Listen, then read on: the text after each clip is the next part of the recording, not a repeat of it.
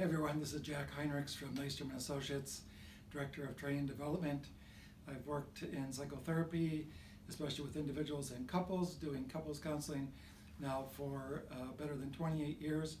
And so today I just want to give you, in a few minutes, a few basic tips and suggestions and tools in how to manage the stress of the pandemic, the coronavirus, COVID-19, so that you can work with each other the best way possible and we can all get through this in the best way. And so first of all, please follow the directions of our nation's top scientists and doctors in taking this seriously, taking the precautions that need to be. It doesn't mean that you need to live in fear.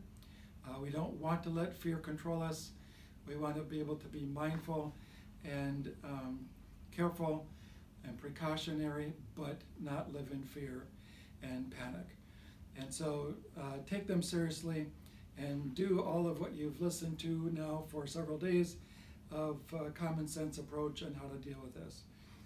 For your communication and for handling stress, first of all, you really need to pay attention to your own stress level, and that is to manage your own stress. And so be mindful about how you're doing and how you're feeling. After you do that, try to stay connected and positive with each other. Try to be an encouragement to each other, not an additional stressor for each other, right?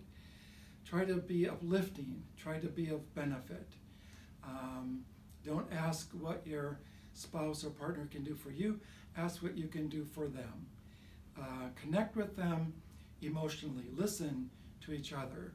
When you're anxious and you're concerned and you're feeling overwhelmed, try to just sit down, spend some time, listen to each other, encourage each other, uplift each other, stay positive and stay connected as best you can.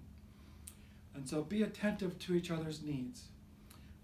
Work at not allowing fear to control you. Again, fear is going to try to creep in.